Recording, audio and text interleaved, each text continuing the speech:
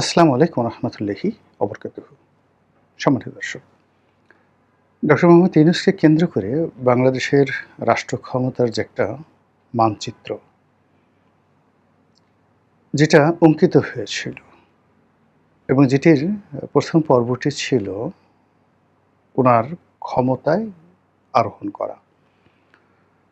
আর দ্বিতীয় পর্ব যেটি ছিল সেটি হলো একটা ট্রানজিশনাল পিরিয়ড, অর্থাৎ তিনি ক্ষমতাটা হস্তান্তর করবেন সাময়িকভাবে, আবার এমন একটা পরিস্থিতি তৈরি হবে যে পরিস্থিতিতে তিনি আবার সদল বলে ক্ষমতায় ফিরে আসবেন।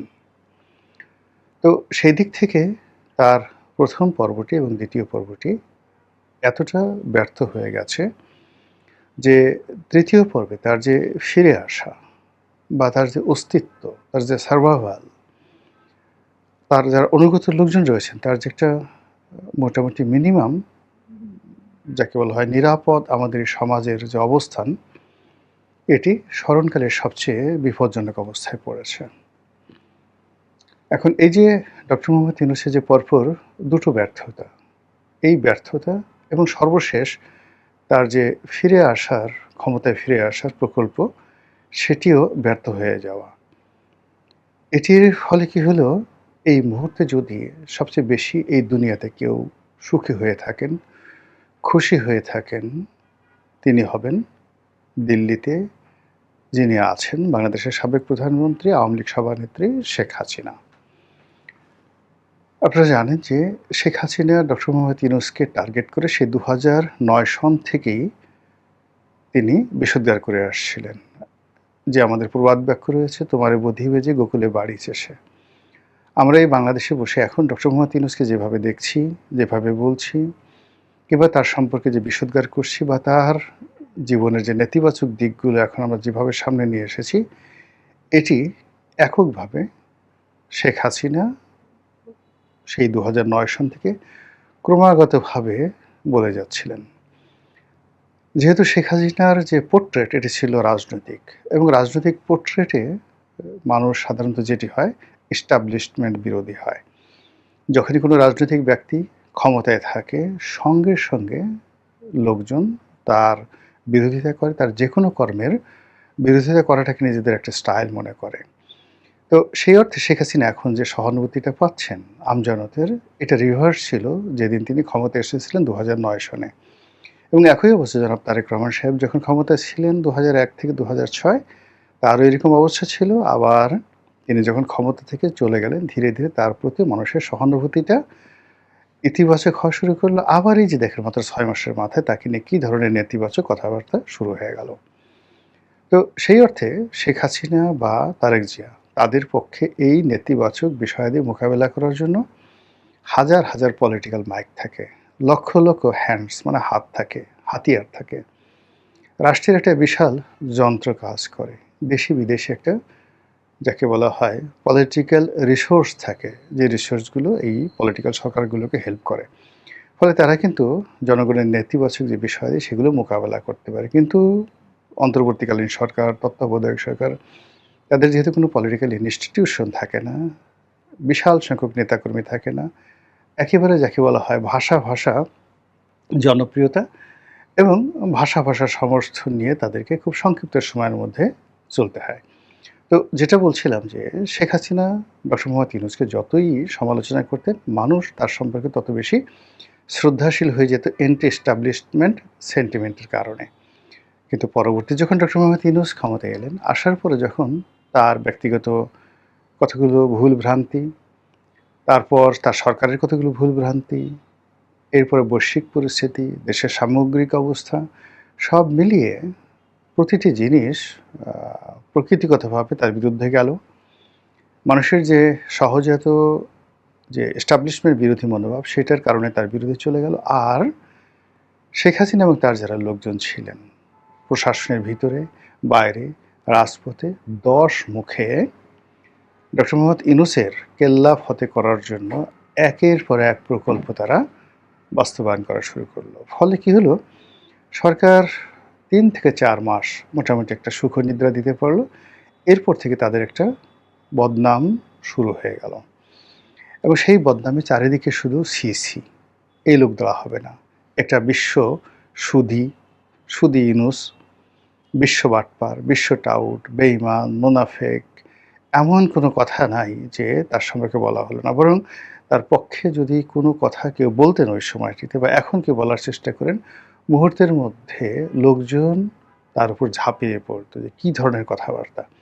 তো এরকম একটা অবস্থা যখন শুরু হলো, তখন তিনি যেখানে হাত দেন সেখানেই তার হাতের আগুনের আঁচ তিনি অনুভব করতে থাকলেন। আস্তে, আস্তে সরকারের সমস্ত সম্ভাবনার দ্বারগুলো বন্ধ হয়ে গেল। রাষ্ট্র ক্ষমতা তার জন্য অস্বস্তিকর হয়ে পড়ল। এই জনপদ তার জন্য ভয়ঙ্কর হয়ে পড়ল। এবং তিনি সুস্থভাবে কোথাও মুভমেন্ট করবেন, এরকম একটা অবস্থা তৈরি হলো না। এর বাইরে তিনি বহু মানুষের সঙ্গে শত্রুতা শুরু করে দিলেন এবং ওই শত্রুতাকে মোকাবেলা করার জন্য তার যে ধরনের বন্ধু দরকার ছিল, সেই বন্ধু তিনি আসলে ম্যানেজ করতে পারেননি। ফলে কি হলো? তাকে ক্ষমতা থেকে যেতে হলো এবং এতটা তড়িঘড়ি করে যেতে হলো যার জন্য তার কোনো প্রস্তুতি ছিল না। তার মূলত প্রস্তুতি ছিল ৫ বছর থাকার, কম করে হলেও ৫ বছর থাকার। তার দ্বিতীয় প্রস্তুতি ছিল একটি পলিটিক্যাল প্ল্যাটফর্ম দাঁড়া করা, সেটা এনসিপি হোক কিংবা জামাত হোক, তাদের মাধ্যমে ক্ষমতা এরকম নিরাপদ কারো কাছে, গোষ্ঠীর কাছে সেটা হস্তান্তর করে যাওয়া যেন তার মানে আগামী যতদিন তিনি জীবিত থাকেন ততদিন যেন তার সব কিছু নিরাপদ থাকে। কিন্তু ঘটনা একটার পর একটা ঘটতে থাকলো। এখন সেই ঘটনা শেখ হাসিনা ঘটিয়েছেন, তার লোক ঘটিয়েছেন, দেশ ঘটিয়েছে, আল্লাহ ঘটিয়েছেন বা কে ঘটিয়েছেন, ইভেন ইবলিস ঘটাতে পারে, উই ডোন্ট নো। কিন্তু ঘটনা যেটা ঘটেছে তারপরে কি হলো, বাংলাদেশের ইতিহাসে সবচেয়ে জনপ্রিয়, সবচেয়ে শ্রদ্ধেয়, এতটা শ্রদ্ধা, এতটা জনপ্রিয়তা আমার কাছে মনে হয় না যে বঙ্গবন্ধুও পেয়েছিলেন যেভাবে আগস্ট মাসের ২০২৪ সনের আগস্ট মাসের ৮ তারিখে ডক্টর মোহাম্মদ ইউনূস পেয়েছিলেন। তো যাই হোক, সেই জনসমর্থন, সেই ভালোবাসা এখন অনেকটা বুমেরাং হয়ে পড়ল। এরপরে যখন বুমেরাং হলো, তিনি তড়িঘড়ি করে ব্রিটিশরা যেভাবে লর্ড মাউন্ট ব্যাটেনকে দিয়ে জওহরলাল নেহরুকে, সর্দার বল্লভভাই প্যাটেলকে, মাওলানা আবুল কালাম আজাদকে, পুরো ইন্ডিয়ান কংগ্রেসকে এবং অ্যাট দ্য সেম টাইম মুসলিম লীগকে, ভারতীয় মুসলিম লীগকে একীভূত করে তাদেরকে কনভিন্স করে যেভাবে দ্রুত ক্ষমতা হস্তান্তর করে গিয়েছিল এবং মেঘনা চাইতে বৃষ্টি হয়েছিল, ঠিক সেইভাবে বিএনপিকে রাজি খুশি করিয়ে বা বিএনপি রাজি খুশি হয়ে ডক্টর মোহাম্মদ ইউনূসের কাছে থেকে ক্ষমতাটা নিয়ে নিলেন। যা আমরা পর্দার আড়ালে কি হয়েছে জানি না, কিন্তু যা আমরা অনুমান করেছিলাম যে সেখানে তার ফিরে আসার হয়তো একটা দেন দরবার ছিল, একটা স্কোপ ছিল, হয়তো রাষ্ট্রপতি রূপে, হয়তো আরও বড় কিছু ন্যায়পাল রূপে, এরকম ইত্যাদি নানা প্রক্রিয়ায় তাকে সম্মানিত কোনো পদ পদবিতে ফিরিয়ে আনানোর সুযোগ ছিল। তার সঙ্গে সঙ্গে একটা লোভ ছিল, লালসা ছিল, কামনা ছিল, বাসনা ছিল। তিনি যে পুরো সময়টা ১৮ মাস ধরে যে সংস্কারের কথা বলেছেন, যে সংবিধান সংশোধনের কথা বলেছেন, যে নতুন একটা রাজনীতির কথা বলেছেন, সেটা যদি বাস্তবায়িত হয়ে যায় তাহলে তিনি প্যারালাল সরকার রূপে, গভর্নমেন্ট রূপে অত্যন্ত শক্তিশালী একটি অবস্থান ধরে রেখে বাংলাদেশের রাজনীতিতে অমরত্ব লাভ করতে পারবেন। সেটি সাম্প্রতিক সময় একেবারে মুখ থুবড়ে পড়েছে। প্রেসিডেন্ট পদে তার নিয়োগ নিয়ে যে সকল কথাবার্তা হচ্ছিল, সেটা অলংকারিক প্রেসিডেন্ট হন কিংবা ধরুন ওই যে তিনি যেভাবে সংস্কার করেছিলেন, ক্ষমতার ভারসাম্য সম্পন্ন, অধিকতর শক্তিশালী একজন সাংবিধানিক ক্ষমতার সম্পন্ন প্রেসিডেন্ট, তার কোনোটাই এখন আর হচ্ছে না। বিএনপি রাষ্ট্রপতি পদে মনোনয়ন দিয়েছেন মির্জা ফখরুল ইসলাম আলমগীরকে, জামাত দিয়েছে কর্নেল অলিকে। আর এখন যদি মানে এই বিএনপি এবং জামাতের উপর কোনো অলৌকিক ক্ষমতা ভর না করে, অর্থাৎ আজরাইল এসে একেবারে এদের গলার কাছে এসে হলকুম চেপে ধরে বলবে এখন ডক্টর মোহাম্মদ ইউনূসকে সেই রাষ্ট্রপতি পদে নিয়োগ দাও, এরকম যদি কোনো ঘটনা না ঘটে, তাহলে এখানে আর ডক্টর মোহাম্মদ ইউনূসের ফিরে আসার যে সম্ভাবনা, এই সম্ভাবনাটা নেই। ফলে কি হলো, তার প্রথম প্রকল্প ক্ষমতায় আসা, দ্বিতীয় প্রকল্প হলো ক্ষমতায় ফিরে আসা। এই দুটো প্রকল্প একদম 100% যে ব্যর্থ হলো, এটা আমি মনে করি ডক্টর মোহাম্মদ ইউনূসের বিরুদ্ধে শেখ হাসিনার একটা নৈতিক বিজয় এখানে শেখ হাসিনার কোনো ডিজায়ার থাকুক, কুটচাল থাকুক, ইচ্ছা অনিচ্ছা থাকুক, কিন্তু এই দুটো প্রকল্পে মোটামুটি যদি পৃথিবীতে কেউ খুশি হয়ে থাকে তাহলে শেখ হাসিনা সবচেয়ে বেশি খুশি হয়েছে। এখন শেখ হাসিনা ডিসেম্বর মাসে ফিরে আসা, উই ডোন্ট নো সে আদৌ ফিরে আসবেন কিনা, আসতে পারবেন কিনা, বা আসতে পারার কোনো সম্ভাবনা আছে কিনা। কিন্তু এই যে অগস্ট মাস মাঝামাঝি, এরপর সেপ্টেম্বর, অক্টোবর, নভেম্বরে ৪ মাস, এই ৪ মাস এই বুড়ো ভদ্রলোক ডক্টর মোহাম্মদ ইউনূস তার যে সাইকোলজিক্যাল প্রবলেম হবে, প্রতি মুহূর্তে তার যে ব্রঙ্কাইটিস সমস্যা হবে, নিউমোনিয়ার সমস্যা হবে, হার্টের ইমব্যালেন্স হয়ে যাবে, ডায়াবেটিস হয়ে যাবে। শেখ হাসিনা যদি আসে ডিসেম্বর মাসে, যদি কোনো মতে ঢুকে যায়, যদি ক্ষমতায় ফিরে পায়, তাহলে কি হবে? এই আতঙ্ক তাকে তাড়া করবে। দ্বিতীয়ত হলো যে এই ৪ মাসে তার শরীর নষ্ট হয়ে যাবে, মন নষ্ট হয়ে যাবে, এবং সরকারের পক্ষ থেকে তাকে এখন যে অবস্থায় তিনি আছেন সেখানে তাকে তুলে আনা, তাকে সাহায্য করা, এটা সরকারের জন্য একটা লস প্রজেক্ট। এই সরকার যদি ডক্টর মোহাম্মদ ইউনূসের সাথে ন্যূনতম যোগাযোগ রক্ষা করার চেষ্টা করে, সেক্ষেত্রে সরকারের নম্বর কাটা যাবে। বরং সরকার এখন যদি উত্তেজিত হয়ে, যেটা পপুলার পলিটিক্যাল অ্যাটিটিউড বলে, সেই পপুলার পলিটিক্যাল অ্যাটিটিউড দেখানোর জন্য ডক্টর মোহাম্মদ ইউনূস এবং তার যারা লোকজন রয়েছেন, যাদের বিরুদ্ধে খুব বদনাম হয়েছিল, যেমন ধরেন জুলাই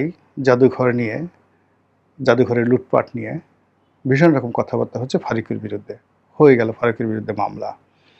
অন্য যে সকল উপদেষ্টা যারা রয়েছে, যাদের বিরুদ্ধে জনরোষ তুঙ্গে, তাদের বিরুদ্ধে ২-৪টা মামলা হলো, ইনক্লুডিং নূরজাহান বেগম সহ।